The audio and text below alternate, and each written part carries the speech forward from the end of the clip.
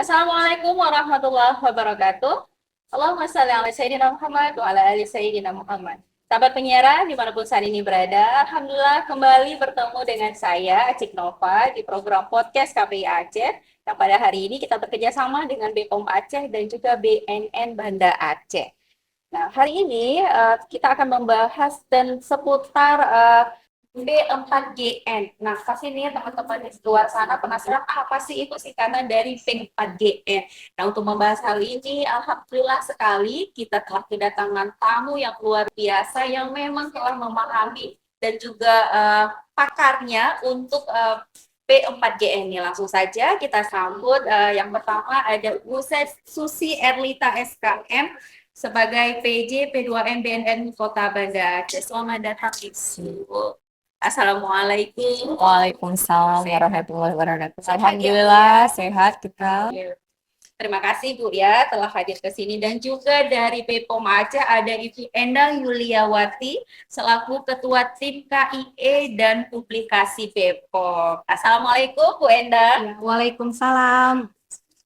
Terima kasih Bu Endang telah berhadir-hadir.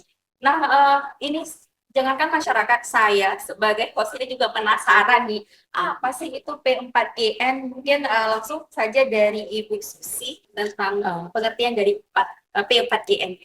Terima kasih Bu yang pada hari ini sudah mengundang kita dari BNN Kota Banda Aceh juga untuk Balai POM. Dan seperti kita ketahui, kita PM4GN ini menjadi sudah program misalnya. Kita ada namanya rencana aksi nasional juga yang intinya adalah PM4GN merupakan singkatan dari pencegahan, pemberantasan, penyalahgunaan dan peredaran gelap narkotika, di mana di dalamnya ada 4 strategi yang dimunculkan. Ini berdasarkan dari BNN RI. Dari BNN RI itu turunannya menjadi ke kita yang untuk Kota Banda Aceh, di mana ada empat strategi. Di dalamnya ada soft power approach, di mana di dalamnya ada pencegahan di bidang P2M dan ada rehabilitasi.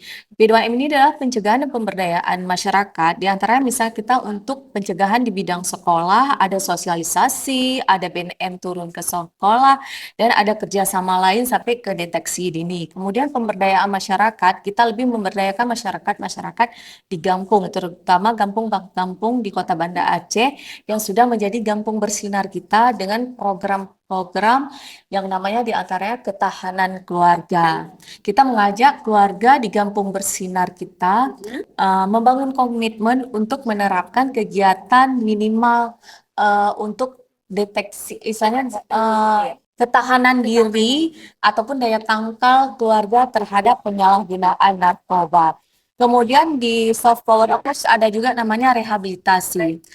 Jadi ketika ada mungkin di kampung bersinar kita, di lingkungannya ada yang melakukan penyalahgunaan narkoba, bisa melakukan rehab. Dengan cara di kampung bersinar kita mendirikan juga namanya IBN, klinik intervensi berbasis masyarakat. Ini adalah tahap awal di mana tahap awal masyarakat sendiri ataupun API yang ada di Kampung Bersinar itu sudah dilatih sama BNN kita di bidang rehab. Dia dapat mendeteksi dini di kampung siapa-siapa aja mungkin yang ada melakukan penyalahgunaan narkoba. Di mana dengan cepat masih tahap ringan dan dilakukan rehabnya masih rehab jalan. Andai kata setelah di mungkin asesmen atau diberikan wawancara sama tim API kita mungkin harus dirujuk, itu bisa tim BNN kita dari bidang rehab itu datang ke Kampung Bersinar, ke klinik IBM untuk melakukan tahap asesmen lebih lanjut. Apakah dia harus rehab jalan ringan atau rehab inap sedang? Seperti itu. Kemudian ada yang tahap kedua yang namanya hard power approach, yaitu memiliki strategi seperti pemberantasan. Karena kita di BNN Kota Banda Aceh khususnya, kita ada bidang pemberantasan. Yang bidang pemberantasan ini mungkin ada tahap namanya penyelidikan, turun ke Kampung Bersinar atau kampung di Kota Banda Aceh melakukan penyelidikan. Misalnya ada terjadi penyalahgunaan dalam bidang peredaran. Dan di tim berantas kita ada dari Polri juga dan tim lidik sipil juga. Kemudian ada namanya Smart Power Approach, yaitu memiliki strategi seperti pemanfaatan teknologi informasi. Di mana kita ada di bidang-bidang kita itu ada semacam aplikasi-aplikasi yang berhubungan, misalnya rehab itu bisa dibuka dengan semacam rehab online. Ada juga aplikasi yang di BNN RI itu mungkin bisa diunduh langsung sama klien-klien kita. Kemudian sangat memudahkan, Bu. sangat memudahkan karena akan mungkin ke depannya akan ditingkatkan dengan beberapa lagi aplikasi yang bisa lebih mendekatkan antara BNN dengan masyarakat. Kemudian terakhir ada namanya cooperation, kerjasama. Kerjasama kita dari BNN RI bukan sekedar untuk nasional saja, tapi Bapak kita Kepala BNN RI, Bapak Petrus Golose sudah melakukan kerjasama sampai ke dunia internasional, sampai mungkin kita ke benua Eropa pun sudah berhadir Bapak dan duta-duta di beberapa negara yang bekerja sama dengan Indonesia dalam hal misalnya strategi untuk pemberantasan narkoba. Seperti misal kita kasus kenapa bandar narkoba itu dapat, itu sudah diikuti dari pertama dia misal Sekarang lagi viral ya, iya punya N itu, Bu, ya. iya. Sekarang gini, dia penangkapan itu bukan sekedar dapatnya di daerah kita, tetapi sudah diikuti dari penangkapan sebelumnya, mungkin pembelian di luar Indonesia. Jadi diikuti itulah yang namanya cooperation, kerjasama. Karena tanpa kerjasama mungkin kita tidak bisa masuk ke ranah hukum negara yang lain seperti itu. Karena memang kalau kita berbicara tentang narkoba ini adalah satu momok yang menakutkan untuk kita semua masyarakat, namun dia nggak bisa dilihat tapi sangat mematikan ya Bu ya. Nah, bagaimana apa langkah BPOM Aceh dalam membantu memberantas penyalahgunaan narkoba ini, Bu? Ya, baik. Kalau dari Balai POM ya, Badan POM itu ya pertama membangun sinergi kerjasama ya dengan BNN tentunya. Nah, kita juga di sini dalam pemberantasan penyalahgunaan narkoba juga pemberdayaan ya, lebih ke pemberdayaan masyarakat. Kita lakukan pencegahan itu melalui KIE, komunikasi, informasi, dan edukasi. Ya. Itu biasanya kita lakukan kepada kelompok yang rentan, biasanya remaja ya, remaja. Nah, kadang kita di BPOM ini juga ada program PEJAS, pangan jajanan anak sekolah. Jadi selain konsumsi pangan jajanan yang aman, kita juga masuk ke sekolah itu dengan terkait tadi penyalahgunaan tadi terkait dengan obatnya. Karena remaja ini kan kelompok rentan, jadi masalah pergaulan penasaran, jadi mereka akan masuk. Jadi sedari dini itu kita memberikan edukasi. Jadi jangan pernah mencoba mendekati narkoba itu. Jadi, paling gitulah. Jadi kita selain ke sekolah, perguruan tinggi juga. Jadi program-program BPOM ini lebih kita ke KIE-nya ya.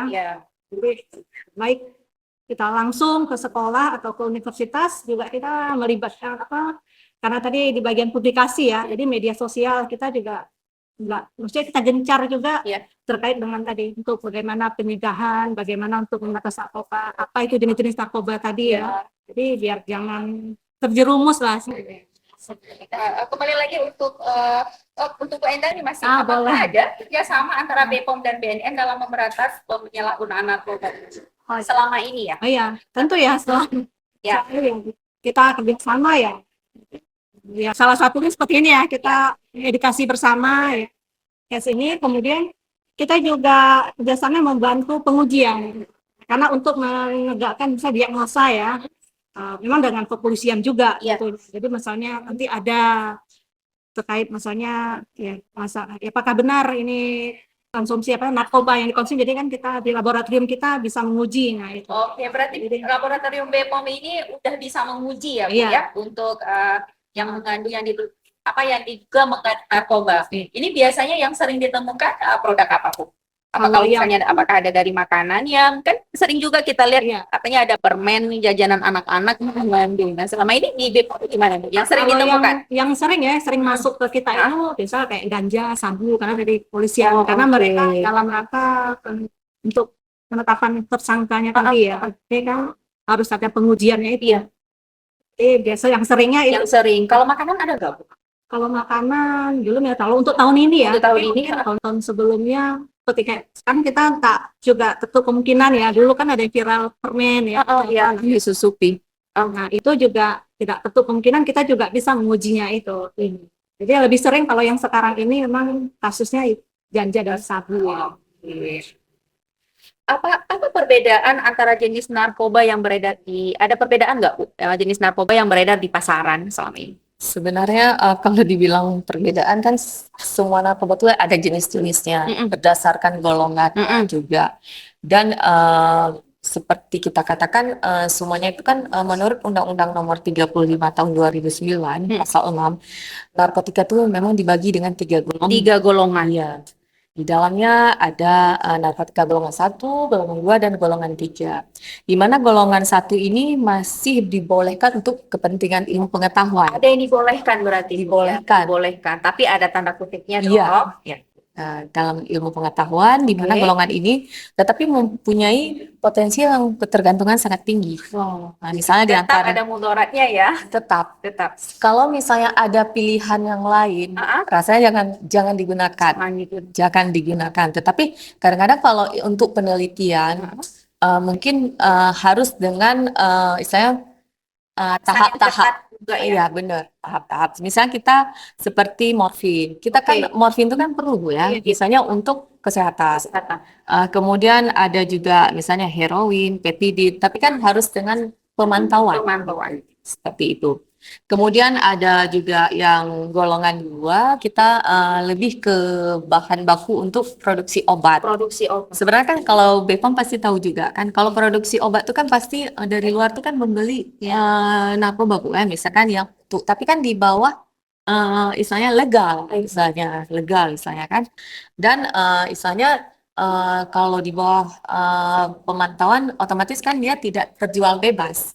Kemudian ada juga narkotika golongan 1, 2, 3, dan ada juga yang membantu untuk detox rehab. Nah, Karena ada sebagian rehab yang sudah misalnya penyalahguna itu kan ada kecanduan yang sangat-sangat berat. Iya. Ada juga dia baru-baru itu di detox tapi dengan menggunakan obat di bawah pemantauan dokter. Seperti itu. Karena gini ya, ini pertanyaan awam mungkin dari masyarakat kita. Kalau memang narkoba itu banyak berbahaya, kenapa masih beredar? Nah, ini kan pengetahuan dasar yang harus diketahui masyarakat kita seperti yang Ibu sampaikan tadi. Nah, ini apa yang harus kita lakukan? Misalnya kita sebagai publik, ini seorang tokoh publik untuk mengedukasi hal yang dasar ini, Bu. Kenapa kalau misalnya nggak boleh, kenapa dijual kan? Masyarakat seringnya bahas tentang itu, iya. Pandangan Ibu gimana, Bu? Kalau menurut saya itu kita kan masing-masing diri kan berbeda-beda pandangannya. Jadi andai kata manfaatnya lebih banyak, mungkin kita akan memanfaatkan. Tetapi kalau andai kata ada pilihan lain, ya seperti pernah ganja tuh dianjurkan bisa untuk mengobati ini. Tapi secara pembuktian ilmiah kan belum. Iya. Belum terlalu detail, cuma dikatakan seperti ini. Penelitian kita kan belum. Iya. Dan itu kan hampir terjadi ini ya Bu ya, untuk revisi undang-undang Iya. ya yang tentang pemanfaatan ganja itu, dan banyak ada yang pro ada yang kontra. Misalnya kan yang pro-nya mengatakan kalau kita Melegalkan ya. dengan harga ganja sekian ditanam semua sesuatu yang diproduksi dalam jangka panjang banyak, otomatis kan secara kan Bisnisnya harganya pun harganya turun.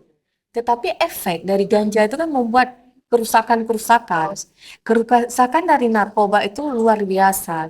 Kita jangan melihat sisi positifnya cuman harganya, tetapi kita lihatlah sisi negatifnya yang sudah terjadi yang di negara-negara gitu, Iya. yang sudah melegalkan. Iya. Yang terjadi sekarang kan ada pernah manusia menjadi zombie, kita lihat video Iya, sering karena ganja kan. kena ganja. Itulah, kita sudah melihat efek dari itu, jadi mungkin ada keraguan juga Keraguan. di sebagian.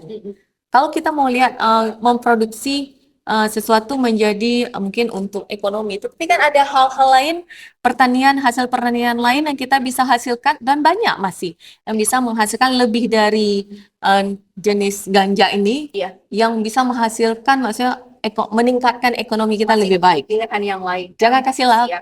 dengan kan kita seperti kita bilang jangan kita mengambil hal positifnya, tapi kita harus lihat sisi negatif dari produk itu.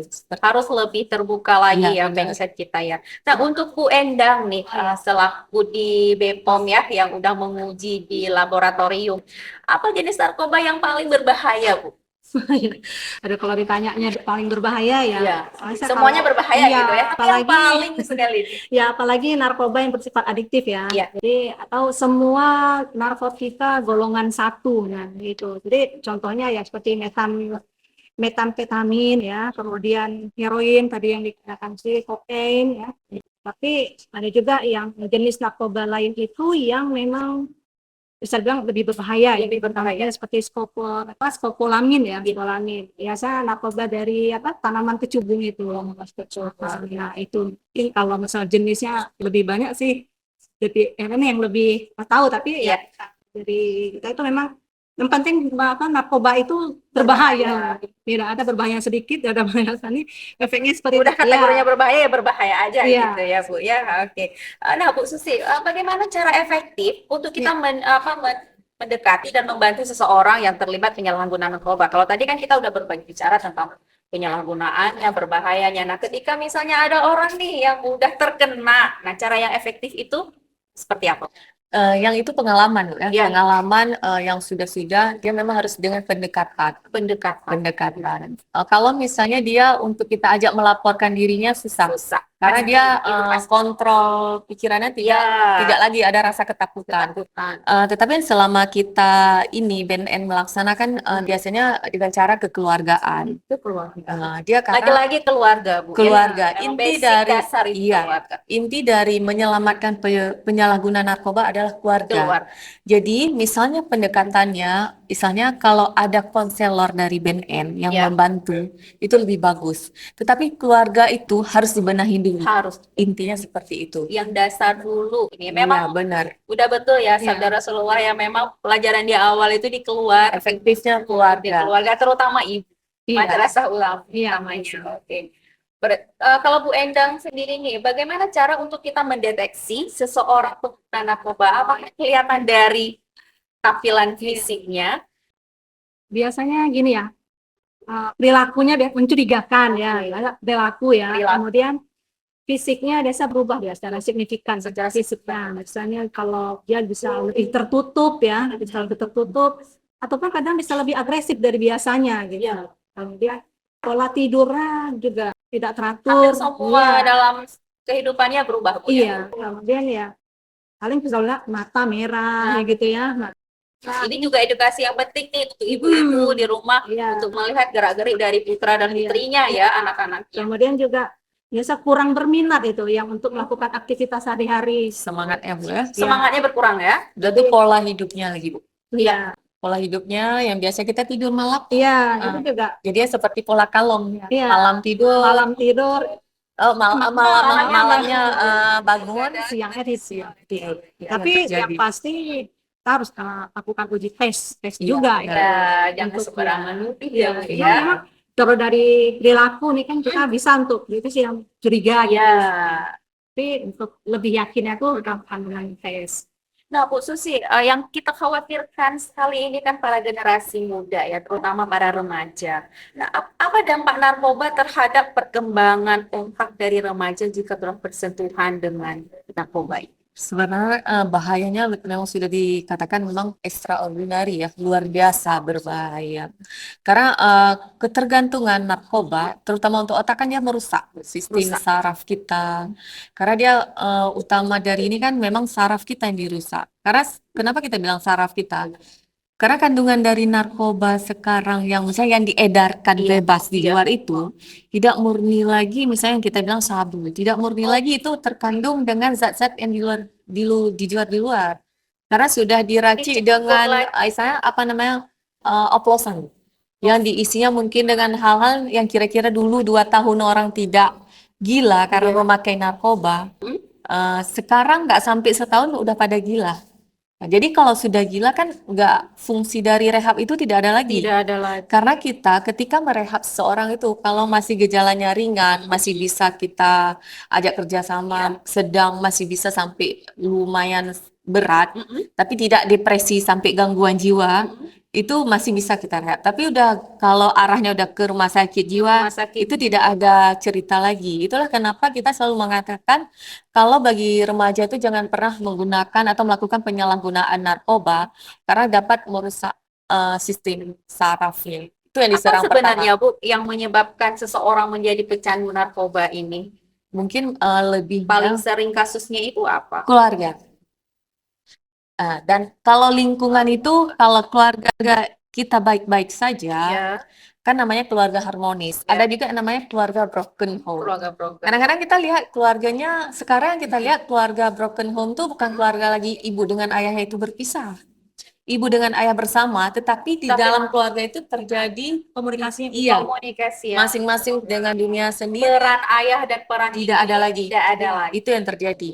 Hampir rata-rata penyalahgunaan narkoba yang sudah direhab dan ada yang sudah alhamdulillah berhasil melewati tahap sampai sekarang tidak menggunakan lagi. Intinya dia selalu mengatakan keluarga kami seperti ini, yang pura-pura harmonis. Oke. Itu yang terjadi. Merinding kita ya Bu. Iya. Aduh, maksudnya kita sebagai orang tua juga merasa aduh gimana ya ke depannya, tantangannya luar biasa. Ini sebenarnya masih banyak sekali yang mau kita bahas, namun waktu yang Iya. sangat kurang. Nah, untuk sesi terakhir ini, pesan dan kesannya atau closing statementnya dari Bu Susi ini yang memang selama ini berinteraksi langsung dengan para narkoba, dan bagaimana cara masyarakat kita di luar sana untuk lebih bijak, untuk lebih cerdas, dan bagaimana bisa terhindar dari yang namanya narkoba ini. Silakan. Bagi remaja membentengi diri sendiri. Kalau misalnya ada tawaran tuh coba-coba memakai narkoba, jangan pernah mencoba karena yang namanya coba-coba dia nanti yang terjadi adalah ketergantungan. Dan bagi keluarga ayah dan ibu itu minimal satu hari itu ada satu waktu bersama untuk anak-anak dan saling komunikasi, biarpun cuma dalam arti makan malam. Minimal satu waktu tetap harus ada untuk keluarga. Karena ketahanan keluarga itu lebih baik dalam hal pencegahan dari bahaya penyalahgunaan narkoba. Justru Seperti kembali keluarga ya intinya Bu ya. yang harus dikuatkan. Oke, dari Bu Enda. Iya, paling kita menambahkan ya, karena apa yang disampaikan Bu Susi itu memang sudah kesemuanya ya komplit ya. Di keluarganya juga tadi kita bergaul ya, mencari teman tuh carilah teman yang baik ya, karena kita tidak juga tahu bagaimana nanti efeknya kita ya. Tapi jangan pernah coba-coba juga. Kemudian dengan keluarga sebagai orang tua, Ya. kita dekat rangkul lah anak kita. Ya, memang walaupun kita batasi pergaulannya, ya setidaknya kawannya siapa, kita orang tua harus tahu gitu ya. Anak-anak juga lingkungannya juga tuh lebih kita dekatkan, mungkin pendidikan agama yang Benar. harus lebih baik lagi gitu ya. Penting jangan coba-coba narkoba, jauhi narkoba ya. Apapun ada seperti tadi, karena adanya masalah ya, biasanya karena ada masalah dia akan menghindari masalah. Jadi jangan pernah kita menghindari masalah, tapi kita selesaikan masalah. Jadi jangan coba-coba untuk menghindari masalah kita larinya ke narkoba. Benar. Lebih bagus kita mayoritas muslim ya, kita wudhu dan kita sholat dan seperti itu. Oke, terima kasih banyak Bu Enda, Bu Susi atas ilmunya yang luar biasa hari ini. Ini sebenarnya saya masih banyak sekali pertanyaan yang mau ditanyakan karena memang terkait narkoba ini besar sekali, luas sekali ya wacananya, dan ini bukan masalah yang ada cuma di daerah kita Aceh dan negara kita Indonesia, namun seluruh dunia juga menjadi narkoba ini menjadi momok bagi kita semua. Dan satu hal yang menarik yang harus kita garis bawahi pada hari ini adalah salah satu pencegahan yang terbaik untuk dalam narkoba ini justru yang paling kecil ruang lingkupnya yaitu keluarga sendiri. Nah, makanya masyarakat Aceh terutama dan juga seluruh yang ada di Indonesia, untuk mari kita kembali ke dasar kita, ke keluarga kita, jaga anak dan cucu generasi kita bersama. Karena kalau bukan kita, siapa lagi? Dan kalau bukan sekarang, kapan lagi? Terima kasih atas partisipasinya. Mohon maaf atas segala kekurangan. Assalamualaikum warahmatullahi wabarakatuh. Waalaikumsalam.